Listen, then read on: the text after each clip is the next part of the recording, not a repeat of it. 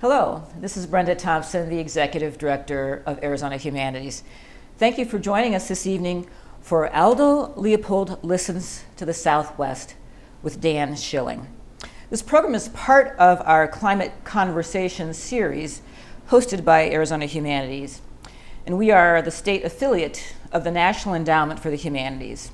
This year we are celebrating 50 years of supporting humanities-based public programming across Arizona. Tonight, Dan Shilling, former Executive Director of Arizona Humanities, will introduce us to Aldo Leopold, one of the founding voices of environmental ethics. After the presentation, we will welcome questions from the audience. So if you have questions and comments for Dan, please add them to the chat located to the right of the screen. You will need a Google account to join. If you don't have a Google account, you can submit your questions using the Google form linked below in the description. If you've not heard Dan Shilling before, you're in for a real treat. Dan moved to Arizona in 1980 and earned his PhD from Arizona State University. He joined Arizona Humanities as a program officer in 1984 and was named Executive Director in 1989.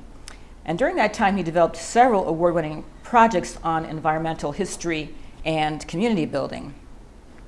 After he left Arizona Humanities, he directed a 3-year project on place-based tourism, and that research earned Dan the Arizona Office of Tourism Person of the Year Award and resulted in the book, Civic Tourism, The Poetry and Politics of Place.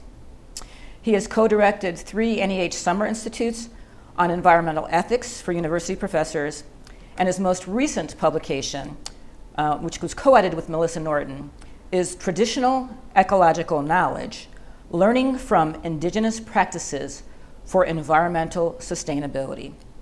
Dan has served on more than 50 boards and commissions, and to acknowledge his ASU service, ASU presented him with one of its most prestigious honors, the Distinguished Alumnus Award. Ladies and gentlemen, I'm pleased to bring you Dan Shilling. Thank you. Welcome. Thanks for joining us. I'd also like to thank Arizona Humanities for the invitation to contribute to the Climate Conversation series. I've said for a long time that the humanities are central to this important topic, which is also something Aldo Leopold often said and demonstrated. Tonight we'll consider the environment that helped to shape Leopold's thinking at the start of his career in the Southwest, where he lived from 1909 until 1924 when he moves to Wisconsin. As he's about to depart after 15 years of studying a very different natural and cultural universe, Leopold admits he started with some wrong ideas. Let's look at his journey. I'll start with this letter from a 17-year-old Aldo who sent home to his parents from his New Jersey prep school after listening to Charles Eastman, a Native American elder who'd spoken to his class. Aldo writes, he said, after speaking of the Indians' knowledge of nature, nature is the gate to the great mystery. The words are simple enough, but the meaning unfathomable. As his letter foreshadows, few authors would wrestle more eloquently with nature's elusiveness than Aldo Leopold. A key figure in environmental history, Leopold came to Arizona in 1909 when it was still a territory of fewer than 200,000 people, with Mexican and Native Americans accounting for more than half the population. This talk grew from 3 National Endowment for the Humanities Summer Institutes for college professors that I co-directed with Arizona State University professor Joan McGregor. They began in 2009, the centennial of Leopold's arrival in the Southwest, and the students included professors who teach Leopold across the curriculum, from the sciences to the liberal arts, a diversity he'd appreciate. Gradually, the indigenous character of his thinking elbowed its way into our discussions, and that led to this collection, where Leopold's thoughts are occasionally coupled with traditional ecological knowledge. It's not difficult to find passages in his work that mirror TEK, such as the foundational principle of humility, which became a dominant theme for Leopold, and it's easy to see why when you consider his assignments. The White Mountains wedged between 2 huge reservations, the Grand Canyon when visitation was still counted in the thousands, Taos, an unincorporated burg of a few hundred people, Santa Fe, only 6,000, Albuquerque, 11,000. Small, culturally rich places in majestic landscapes. His biographer, Kurt Miney, says Leopold grew accustomed to working within this cultural mix, Native Americans, Mexicans, farmers and ranchers of different backgrounds. That was, after all, part of his job, talking to everyone about land. Leopold is remembered for many things, and each of these could be their own talk. A founder of the Wilderness Society, originator of game management, architect of wilderness areas, a critic of DDT 20 years before Rachel Carson, an early practitioner of land cooperatives, a founding voice of conservation education, and an activist who suggested boycotting products made with child labor or in an ecologically harmful manner. Moreover, Leopold authored hundreds of technical articles about trees and soil and animals and laws, but he's probably most known as the author of a Sand County Almanac, his posthumous collection of essays that helped launch the discipline of environmental ethics in the 1970s, a generation after his death in 1948. Leopold was no trained philosopher, educated as a forester at Yale when Gifford Pinchot's utilitarian creed steered policy. Concerned that half the continent's forest had been razed by the turn of the century, Pinchot started the forestry school in 1900, and the U.S. Forest Service soon followed with him as lead. A 1909 graduate of Pinchot's school, Leopold began his career in the Apache National Forest, whose boundaries had been drawn just a year before he arrived. Part of his job was surveying the more than 1.3 million acres that stretched across Arizona and New Mexico. Like most rangers, Leopold probably never passed up an opportunity to shoot a predator, especially the wolf. But after one incident, he sensed a disconnect between his training in forestry and this hillside lesson, which he'd write about 35 years later. We reached the old wolf in time to watch a fierce green fire dying in her eyes. I realized then and have known ever since that there was something new to me in those eyes, something known only to her and to the mountain. He continues, I was young then and full of trigger itch. I thought that fewer wolves meant more deer, and that no wolves would mean a hunter's paradise. But after seeing the green fire die, I sensed that neither the wolf nor the mountain agreed with such a view. In other words, the mountain thinks, the wolf too. There is, he says, something known between them. Where are humans in this dialogue, asked Leopold in this 1944 essay, a landmark in nature writing and a pivotal episode in a Sand County Almanac. He'd shot the wolf in eastern Arizona after a few weeks on the job. Here's the spot on the Black River, south of Springerville, a beautiful ravine. The shooting was routine. The Forest Service's eradication policy held that fewer predators benefited ranchers and hunters, and that's a policy that Leopold advocated during most of his time in the Southwest. But the ebbing green fire planted a thought he didn't flesh out for decades, that nature's logic, what he'd call mountain thinking, already regulated the hillside. In that moment, Leopold took a few steps toward Charles Eastman's great mystery, and eventually he became a powerful voice for stewardship, for protecting all the cogs and wheels, to use his term, and that includes especially the wolf. It's an understanding crystallized in The Land Ethic, his book's capstone essay, one of the few times he actually uses the phrase land ethic. In short, a land ethic changes the role of Homo sapiens from conqueror of the land community to plain member and citizen of it. Leopold knew no one person can compose an ethic. It must be an evolving collective effort, he says, in the minds of a thinking community. He breaks with Western philosophers who saw nature as inorganic. He disagrees with what manifest destiny decreed, what utilitarianism endorsed, or what many felt the Bible sanctioned. But the core of his ethic was not new. He may have dressed it in scientific and artistic finery, and beautifully so, but his underlying moral tone would have been familiar to earlier cultures. Leopold's long transition from a young, occasionally wrong forest manager to a humbled lover of land's unknowable processes parallels the nation's passage from exploitation to preservation. When we consider The tools that nurtured his development, clearly his familiarity with conservation research played a role, as did his friendship with the profession's leading voices. Equally important was Leopold's appreciation of history and philosophy and literature and other humanities disciplines that pepper his prose. As consequential, and this invites more research, was the cultural heritage he absorbed in the Southwest, most of it unwritten at the time. Compared to many others at the end of the 19th century, Leopold's childhood was very comfortable, with a view of the river and the railroad, which had turned Burlington into a transportation hub, although no doubt saw countless trees and other natural resources pass through town. A birdwatcher, artist, and note-taker from an early age, with the surrounding hills as backdrops, Aldo's childhood was filled with outdoor passions instilled by his father, an avid hunter who passed along a strong ethical code. Aldo's abolitionist parents sent him to an academy in New Jersey when he was 17, then provided for 4 years at Yale, where he graduated from Pinchot's forestry program. During holidays, he might escape with his family to a new national park or vacation at a boating community on the Great Lakes. His comfortable lifestyle is about to change. Leopold lived through one of the most momentous periods in the history of land management. Importantly, he worked in places where these policies were stark and consequential and culturally complex.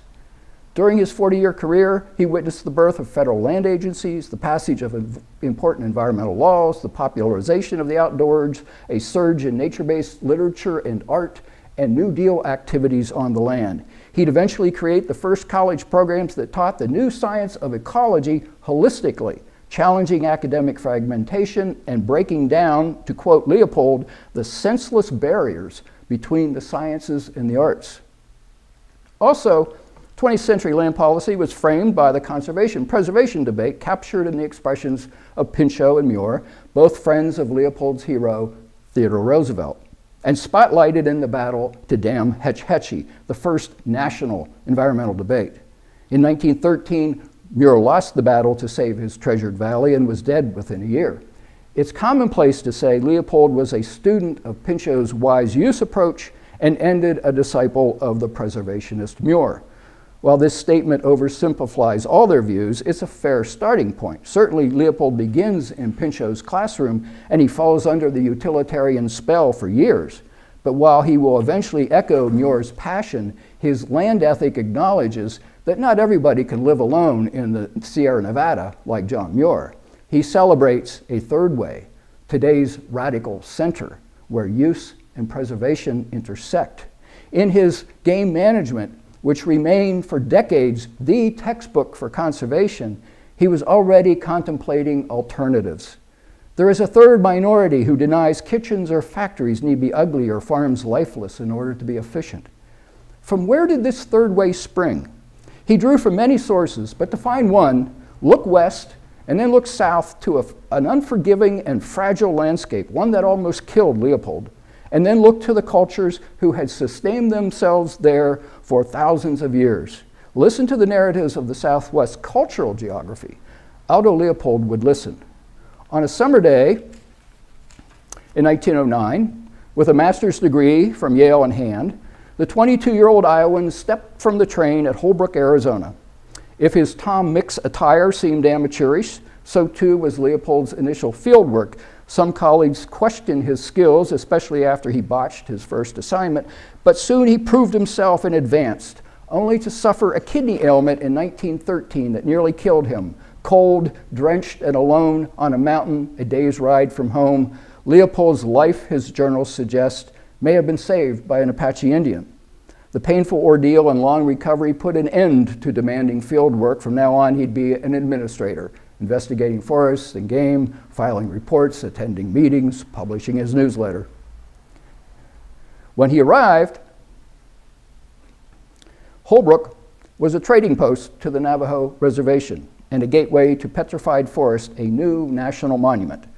Founded in 1881 when the railroad reached Arizona, Holbrook was home to about 600 people, eking out a living as ranchers.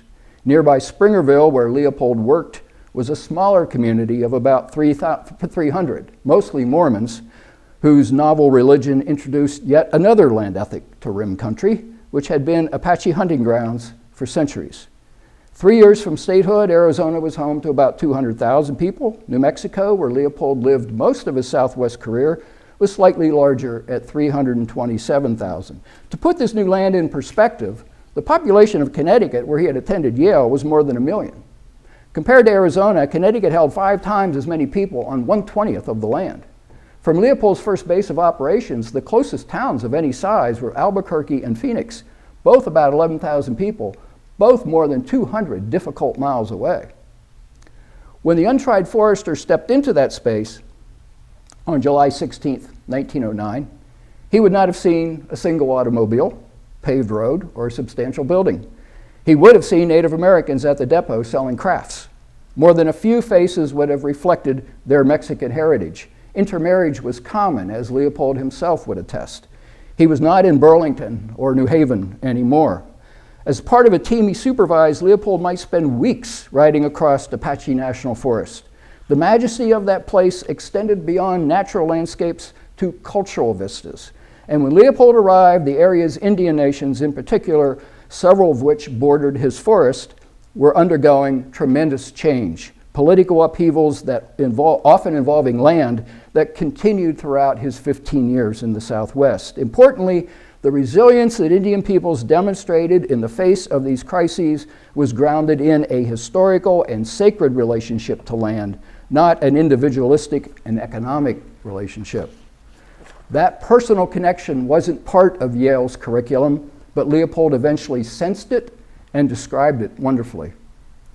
Some local background here. While skirmishes continued into the 20th century, for the most part, the Indian Wars ended here in 1886 with Geronimo's surrender to General Crook in Mexico, then later in Arizona, followed by the Apache leaders' deportation to Florida and death in 1909, the year Leopold first set foot on the mesas that Apaches had wandered across since the 15th century.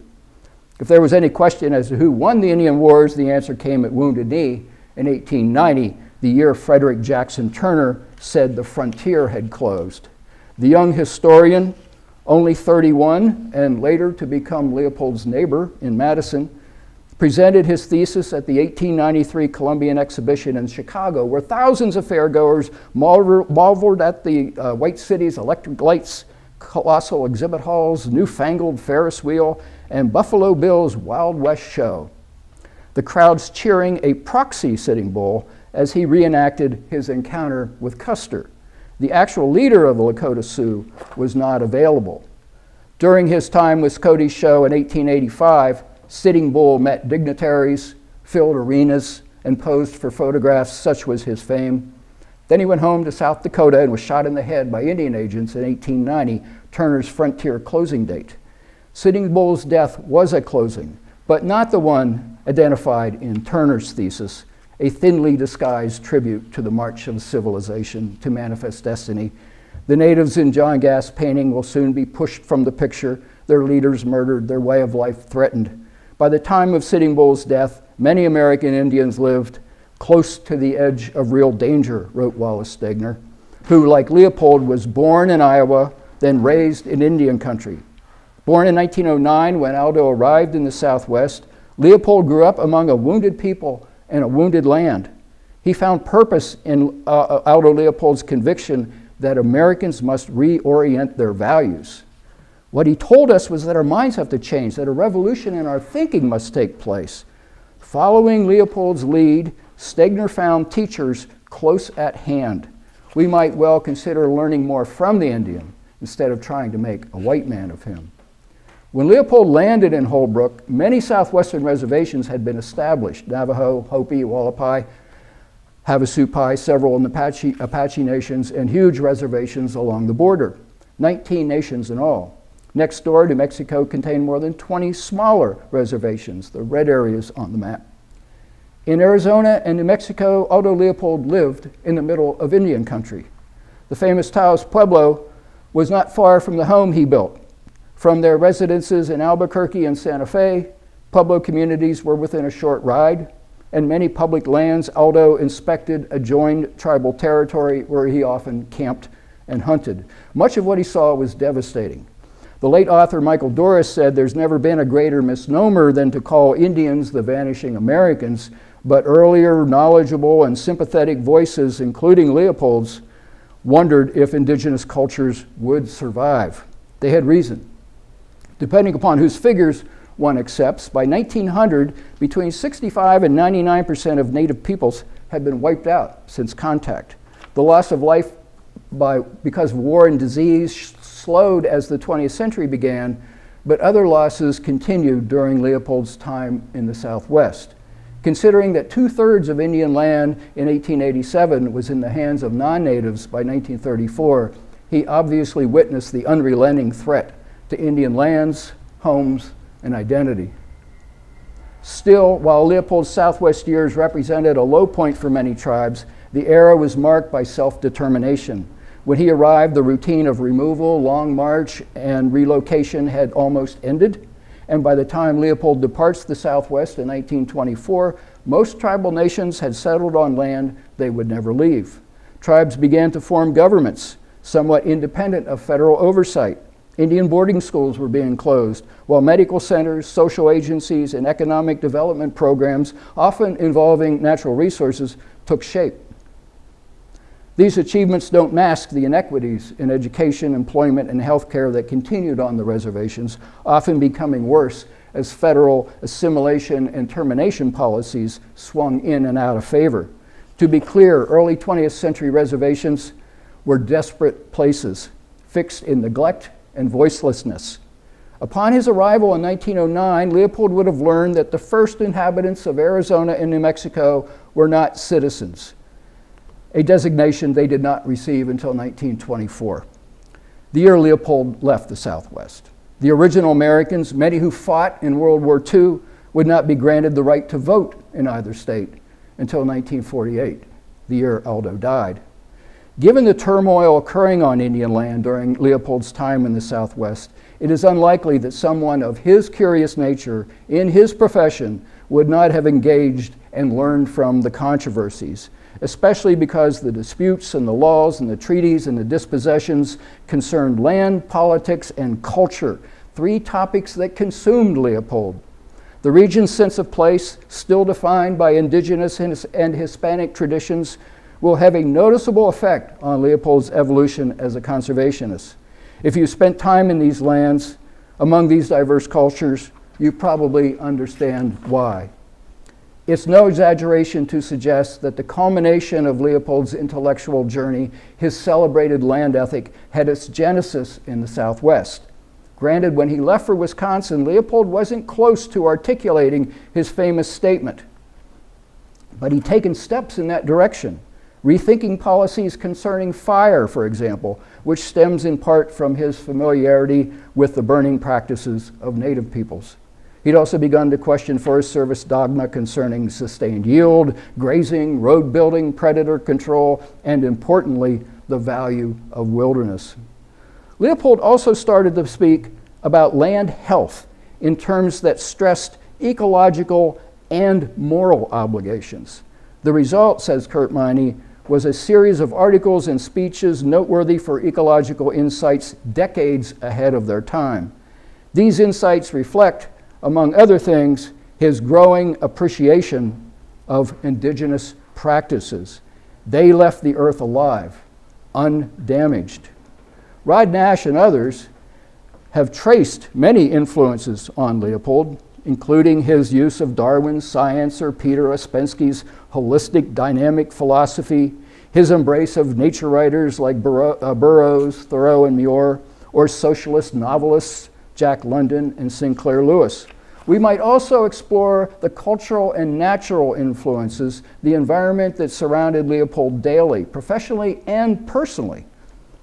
In 1912, now in New Mexico, where he'd become supervisor of the Apache National Forest, Leopold married into a prosperous Hispanic family who managed one of the largest sheep ranches in the nation, a business traceable to the early 1800s. His marriage to 22-year-old Estella Bergeret introduced Aldo not only to a new religion, cuisine, and language, she gave lessons, but also to another way of thinking about natural resources, especially water rights and grazing practices. Also, the couple's time in New Mexico marked the heyday of the Taos artist colony. Paintings by Blumenschein, stories by Cather and Austin, often with Indian and Mexican and environmental themes. Other artists like Ansel Adams and D.H. Lawrence stayed at Mabel Dodge Lujan's Taos salon 30 miles from Leopold's cabin. A young Robert Oppenheimer spent summers nearby on horseback, returning often later to build a device. Aldo and Estella were well suited to the literary, artistic, scientific bohemian setting. They loved opera and theater, joined literary salons, and read voraciously. The period also saw the rise of tourism in the West, with Fred Harvey marketing exotic landscapes and cultures, and Santa Fe Railroad happy to sponsor the travel. It was a development not lost on Leopold, who in 1917 became the director of the Albuquerque Chamber of Commerce, a short stint before returning to the Forest Service. And while Leopold often criticizes tourism's destructive forces, he also imagined a kind of tourism that celebrates a region's distinctive heritage, what we call cultural tourism or ecotourism, even though that lexicon didn't exist until the 1980s. But, cautions Leopold, if communities market cultural products, they must preserve them. Otherwise, he compares tourism to John Burroughs' potato bug, which in devouring the potato devoured its world. Contributing to tourism's appeal, linguists, archaeologists, geologists, and other scholars promoted Indian cultures, as did publications like the new Arizona Highways. Alongside Edward Curtis and other photographers, scientists, adventurers, writers, artists, helped ignite an explosion of interest in native customs and crafts. Leopold worked in the middle of this. Importantly, the clashes over land that he witnessed often involved tribal territory, where the disputes were as much cultural as geographical, about the land's sacred purpose, not its economic potential, a theme that runs through Leopold's later essays. These debates continue today, of course, whether it's mining on sacred lands or building border walls across tribal burial sites. The early 20th century controversies would have been familiar to most Southwesterners, since by Leopold's time, land was the economy. An investigator who traveled and studied most of the Southwest, and an important voice in public relations, holding community meetings and churning out newsletters about land, Leopold operated at the center of political and environmental and cultural conflicts. He could not have failed to recognize the clash of values embedded in the battles. Among them, the establishment of the Grand Canyon, first a national monument in 1908, then a national park in 1919, requiring the relocation of the Havasupai.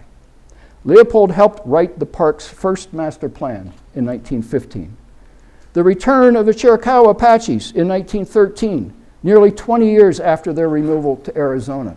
Carlos Montezuma's activism, speaking, lobbying, starting a newspaper in 1916, the Yavapai Apache earning a reputation as a troublemaker among authorities. Amendments to the Dawes Act and implementation of the Newlands Act. Dawes tried to turn natives into yeoman farmers, while Newlands created irrigation projects that sometimes drowned Indian land. And dozens of other events and controversies and laws Leopold would have been aware of, such as the hugely important 1922 Colorado River Compact signed in Santa Fe, which was not overly concerned, that is to say, not at all, with Indian rights. At their core, many of these disputes highlighted cultural differences over concepts like ownership and best use. Like other government officials, Leopold had trained in what he calls the age of engineers, a world of print and grids, cause and effect, a linear universe managed by overconfident experts. Indigenous views, by contrast, were oral, obscure to outsiders, humble in nature's shadow, holistic rather than causal, what the late Laguna writer Paula Gunn Allen calls the sacred hoop.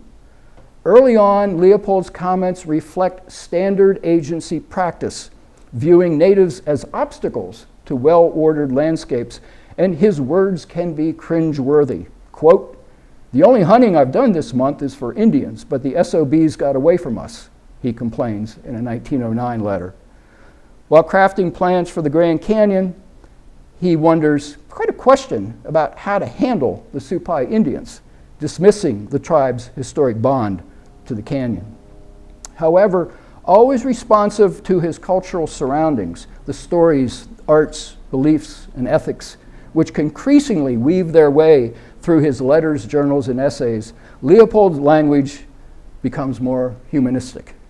As Julianne Newton observes about his final years in the Southwest, by then he believed indigenous practices helped the land, and those practices, he knew, were grounded in cultural expressions, which begin to penetrate his thinking. Once again, writes Julianne, determining and bringing about the desired end would involve cultural as well as ecological insights. The Odyssey she traces is a combination of Leopold's training at Yale, on-the-ground research, and extensive reading, all wrapped in a Southwest heritage that was expressed at least partially through an indigenous outlook, unwritten at the time, but discernible if you looked for it, through its integration of land and culture.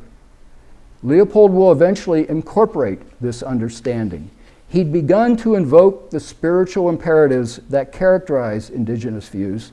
In a 1923 article, he includes a section titled Conservation as a Moral Issue.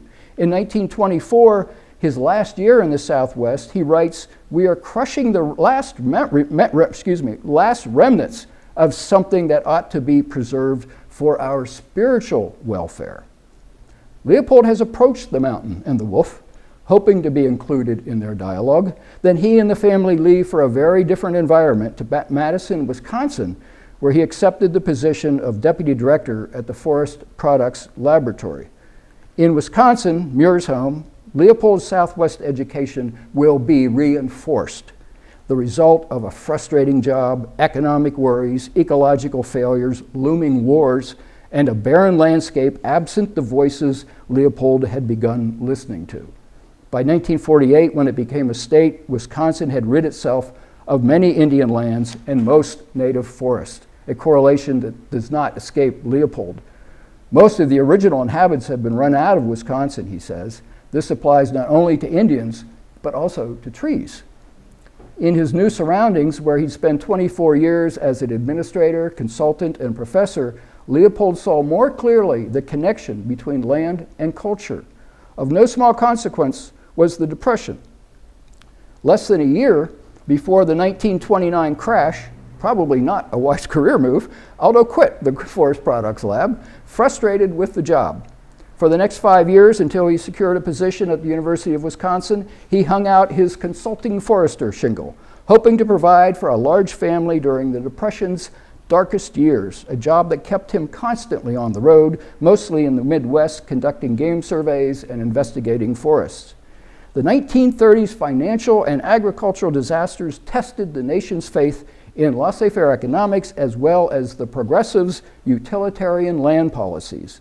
The Southwest had chipped away at Leopold's confidence, and now, by way of the extensive research he undertook, he experienced firsthand many ecological catastrophes engineered by experts who were not listening to the land. The Dust Bowl undermined his faith in what he called clean farming. The drought, erosion, and vanished topsoil that shocked the nation's heartland, he chalked up to the industrialization of agriculture, saying simply, "Our tools are better than we are. We lack the wisdom to use them correctly." The Hopi, Leopold knew, had grown corn on rock mesas with little water for centuries, while modern farming had turned healthy soil to sand in a few decades. On a research trip to Germany in 1935, just a year before Hitler's Nuremberg rally, Leopold saw managed but artificial landscapes, which left him feeling that foresters trained solely in economics did not appreciate land health, which he characterized by diversity, not monocultures. As the Nazis eliminated the weeds in the forest and the weeds in society, the Jews, the academics, the homosexuals, Leopold further connected nature to the greater good, aware that our treatment of land mirrors our treatment of people. Sitting in a Berlin hotel, he jotted that those who study the human community and the natural community are barely aware of one another. Quote, "The inevitable fusion of these two lines of thought will perhaps constitute the outstanding advance of the present century." With Germany's forests coloring his thoughts, however, a troubled Leopold feels this fusion has not been realized. Again, he knew indigenous peoples lacked modern scientific research, but they possessed the wisdom to work the land without destroying it. The principle of crop diversity in Three Sisters farming, for instance, permeates Leopold's essays. Equally significant were trips to Mexico in the 30s to land that was still worked by native peoples, but which nonetheless appeared healthier than the territories he administered. It was here that I first realized that land is an organism, he said. Sitting at Gavilan River's edge, Leopold weighed this perfect universe against the exhausted lands once in his custody. He muses that someone else, someone earlier, had a better idea. Equally significant were episodes that occurred on his own land. In 1935, Leopold bought 80 sickly acres 50 miles north of Madison, site of his famous shack, where he, Estella, 5 children, and his students experimented with working landscapes until Aldo died there in 1948. The trips to the shack brought him into contact with other landowners, and cultivating a conservation ethic among the public became a cause. He established land cooperatives, wrote a column for the Wisconsin Wildlife magazine, spoke at many civic events, broadcast a radio show, and was embroiled in politics, governmental and grassroots. He perceived that more land is held privately than by public agencies, so to restore land health required something other than governmental laws and incentives, something that appealed to the public's heart, not only its pocketbook. There must be some force behind conservation more universal than profit, he wrote. I can see only one such force, a sense of love and obligation.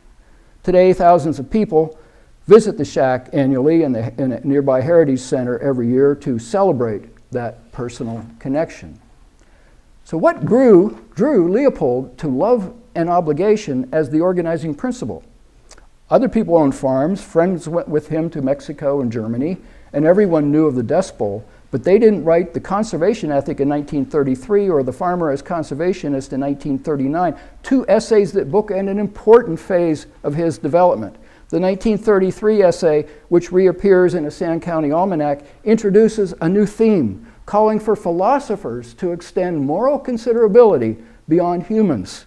The later essay, In the Wake of a Tempest of Topsoil in Oklahoma and Anemic Forest in Germany, breaks completely with Pinchot.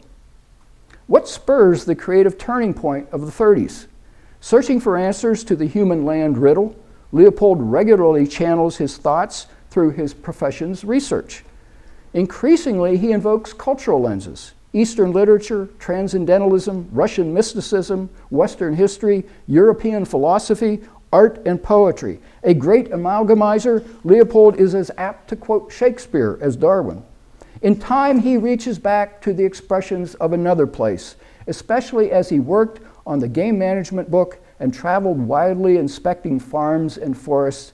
He continued to think and write about the Southwest ecological and cultural topography, including the peoples there who had joined the Mountain Dialogue.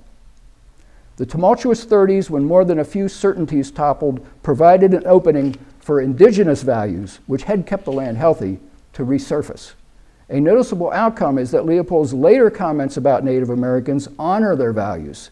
A 1927 article titled "The Virgin Southwest and What the White Man Has Done to It" was republished in 1933 without reference to the white man, but his intent is clear. Another 1943 essay, "Wildlife in American Culture," celebrates the Indians' reverence for the buffalo, a sustainer of life and spirit.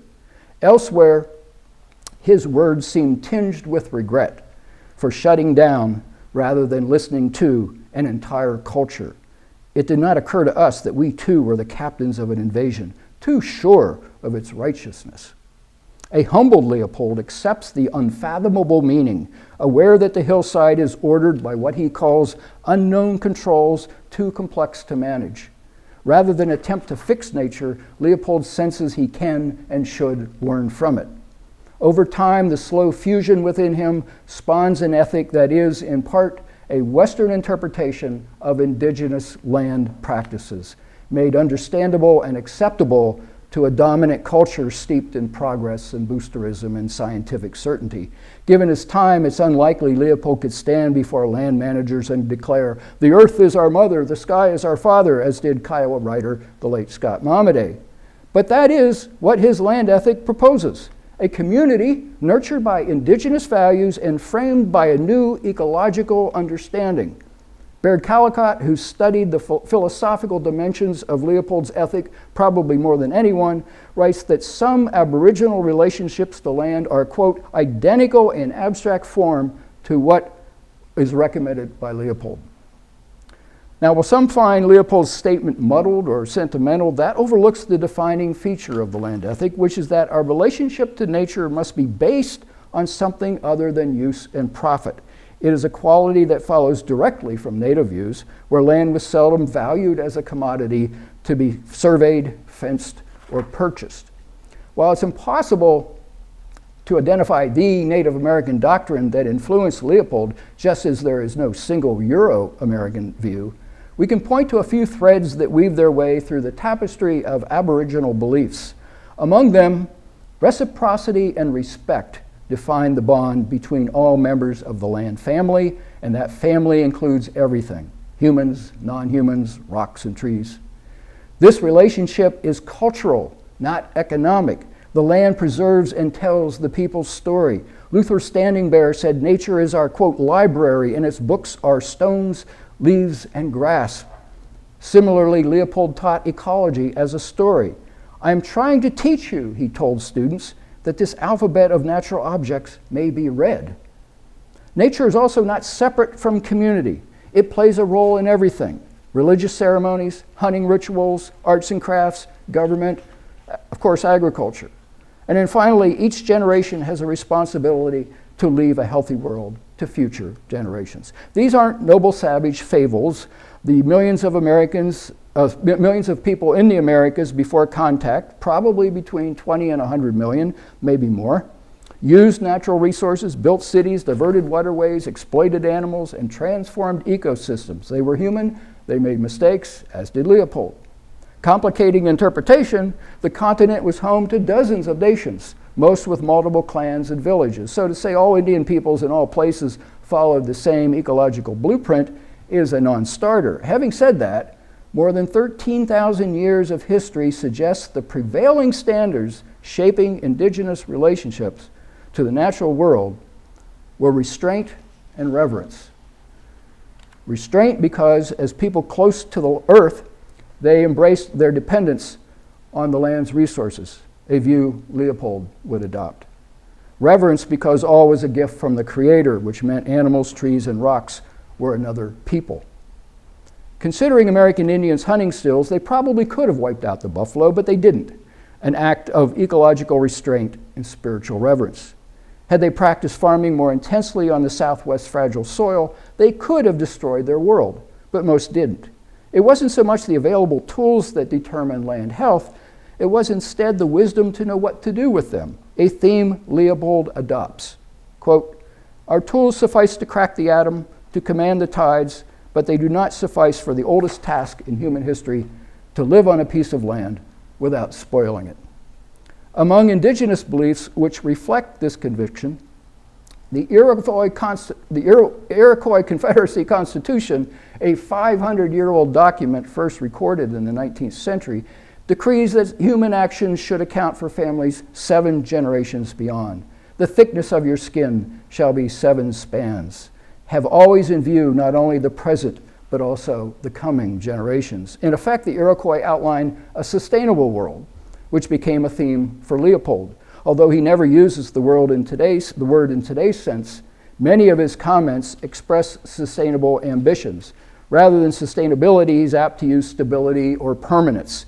The true problem, he says, is to achieve both utility and beauty, and thus permanence. If anyone understood that formula, Leopold comes to appreciate, it was the cultures who had lived in, worked on, and learned from the hair-trigger ecology of the Southwest. Like Thoreau, who died relatively unknown beyond Concord, Leopold was not well known outside forestry circles when he died in 1948, and his Sand County Almanac sold only modestly when released a year later, soon to go out of print. Both men stood outside their time. Thoreau wrote as the Industrial Revolution was about to anoint technology a god, and Leopold's final thoughts were stifled by a post-World War II science mania that favored rationalism over his love and obligation. Still, just as it took Leopold decades to let in the Southwest, a new generation of the 60s, weary of social convention, grasped the largely unplumbed implications of his poetry, and ultimately, like Walden, St. County Almanac emerged as required reading, although talk of Leopold being a prophet should probably be dropped from our conversations, and I think he'd agree. Leopold didn't provide the answer, one that should never be questioned. His book is an inquiry, not a how-to manual. It's meant to question values, not prescribe rules. And that questioning should never end because values constantly evolve. Certainly Leopold never heard of ecofeminism, deep ecology, or environmental justice, but they are in fundamental ways extensions of the interrogation of values he encouraged.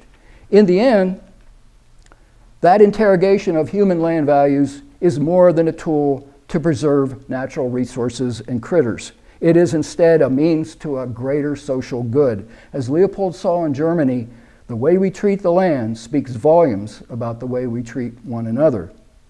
To Indigenous peoples' time-honored ethic, Leopold skillfully adds ecology through a humanities lens, updating and reconfirming artistically and scientifically what earlier cultures revered spiritually.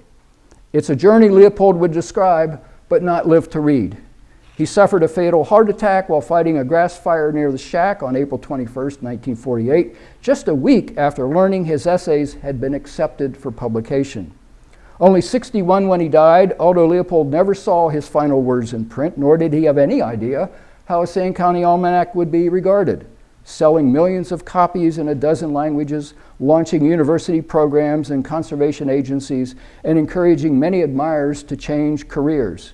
To change themselves, really, because ultimately, Leopold is not about shaping landscapes, but about shaping values, which should be the starting point of the climate conversation, where the humanities, as Leopold understood, offer unique ways to frame and engage the dialogue.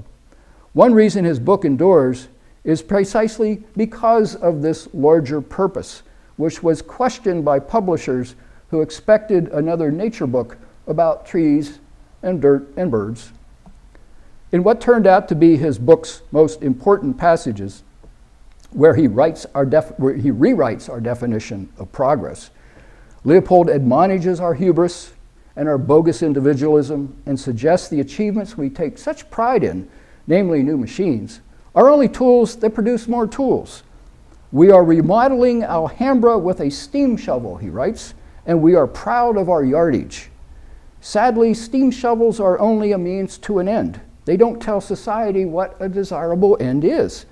The depressing result is a landscape shaped by means, not ends, by tools, not wisdom. To prevent that, Leopold counsels, we should listen to the mountain and to the wolf and their partners in the soil. How do we do that? Well, we have models, old and new. Many of the projects today that are guided by Leopold's vision, from wildlife restoration and inner city farms to urban design that listens to nature, begin with the human land story, often looking back to the ancient stories. If we train our ecological ear just right, the mountain may whisper its story, and we may hear Charles Eastman's unfathomable meaning. Sit quietly and listen for a wolf to howl. Then you may hear it, a vast pulsing harmony, its score inscribed on 1,000 hills, its notes the lives and deaths of plants and animals, its rhythms spanning the seconds and the centuries. Aldo Leopold certainly listened. Thank you. Thank you so much, Pam. That was a wonderful talk. A lot of information conveyed in that short period of time, so thank you. And I want to just say thank you to our audience for tuning in today. We have people from all over Arizona. We've got people tuning in from Michigan, from New Mexico, Pennsylvania. We have some people from Virginia, all over, so it's really great to see that. I'd like to invite our audience to go ahead and ask any questions you have and put them in the chat, or use that Google form that's linked in the description and in the chat. I'm going to ask our first question from JF Forests. Did Leopold have any contact with Teddy Roosevelt, John Burroughs, Henry Ford, Edison for those campouts they had? What was the first one? Teddy Roosevelt? Teddy Roosevelt. Yeah, he had contact with Roosevelt. And Roosevelt, he kept a letter that Roosevelt wrote him early in his career for his whole life. He was very proud of that. And he met Roosevelt one time, I believe. And then another question. When you were talking about Leopold writing about land health, that moral obligation to the land, when he first starts writing about that, what was the response to his writings? Or I guess, how did the public respond at that time? Yeah, I mean, well, I'm sure the Forest Service, he was an important figure in the Forest Service. Obviously, he was far ahead of his time. As Kurt Miney says, he was probably decades ahead on some of that stuff. But clearly, he was an important voice in the Forest Service, and he ended up, doing a lot of work in Washington and D.C. and whatnot, politically and everything. I mean, even today, people think he's a little squirrely. That it's just, there's nothing there to grab onto. What Stegner said is his book is not a fact; it's a task. And that kind of gets to one of my questions I had. I know that you said that his book is not about here are the steps, but it's more of a way of thinking. Yeah. But do you have thoughts on how we can apply Leopold's land ethic to how we kind of think about land today? Well, that's one of the reasons I think there's so much effort today to look back, first at TEK, and then to connect that to some of Leopold's ideas. I mean, obviously there was not TEK, there wasn't traditional ecological knowledge when he was writing, but in effect, sort of one of the things we argue in the book is that he was doing it, he was learning from native practices and native ethics and native philosophies. But it's not like he was in a class or anything. He was living in this, if you've hiked in Escudilla or Mount Baldy, or if you've camped in Greer or Hannigan's Meadow, you know that area and you know how it can, get inside of you. And just imagine doing that in 1910, 1912, 1915.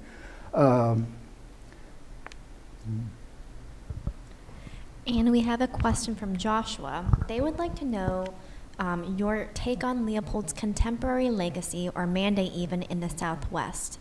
How does awareness of his work impact our current social and environmental culture? Yeah, well, it does.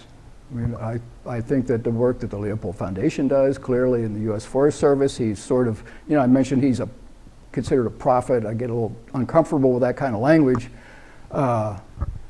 But clearly, he was wrong sometimes too. I mean, we need to understand that. I mean, sometimes his science was wrong, sometimes his history was wrong. But what he is saying is keep questioning, keep digging, keep pursuing, because as I said, our values constantly change. I mean, just compare our values to where they were 20 years ago.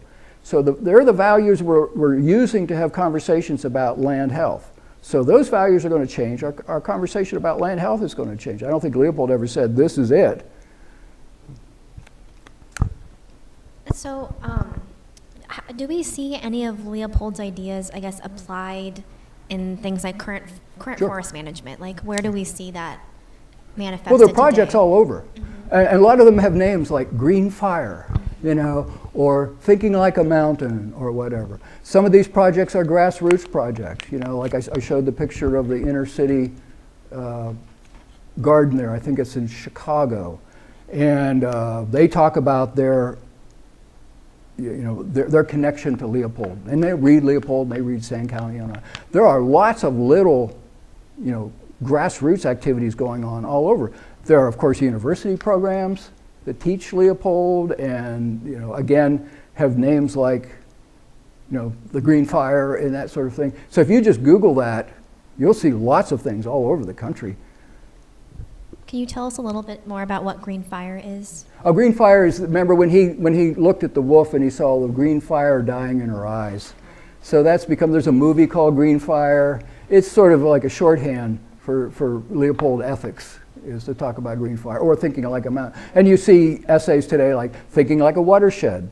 There's a book called Thinking Like a Watershed. So that idea that we should think like nature, because nature's figured it out, right? After a couple billion years, it has sort of figured it out. So let's just model. And then so we're seeing that idea then taken into like the sciences, like efforts like biomimicry, which is how do we learn to do, to make better products, but the way that nature did it. Yeah. Let's see, if we have any other questions from our virtual audience, you can go ahead and place them in the chat now. But I also was wondering, this serious climate conversation is exploring how we can apply the humanities to how we think about climate change and environmental issues. I wonder, this is more of a comment, I guess, can you speak to how you see the humanities helping us understand the current climate crisis? Like, where do you see it? And Leopold said it a lot. I mean, I said it at the very beginning, I've been saying the humanities are important for this conversation for a long time, and so was Aldo Leopold. I mean, he didn't infer it, he said it. He said it many times. We need literature, we need philosophy, we need these other ways into the climate crisis. It's not just science, I often go back to, Ralph Waldo Emerson said a thing one time. He said, if you get the big core philosophical thing right first, the details take care of themselves. So that was always one of my issues about like sustainability programs. Well, let's just figure out how to make a better windmill or a car that gets more miles per gallon, and that's all good, that's all great. But if we don't get the kind of the ethical part first right, all the other stuff, doesn't mean as much.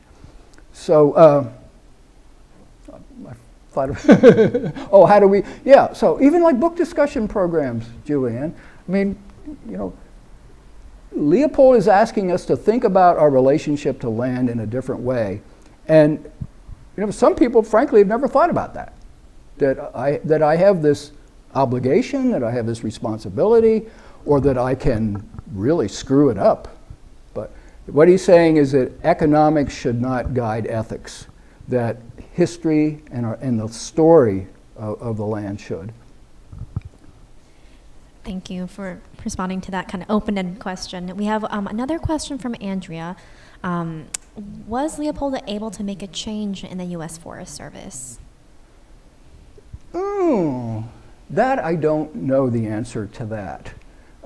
I've given talks before Forest Service folks over the years, and I still sense a split between the folks who are sort of in the Leopold side and then the folks who want to manage. And Leopold was not about managing. He was about learning from it and then adapting to it and living with it. And so I don't know if he made an immediate change. Like I said, he was an important figure, certainly at the end there. But when he died in 1948, nobody knew him really outside of forestry circles. I think that wraps up our questions from the audience. Thank you all for tuning in tonight. A recording of this will be made available soon.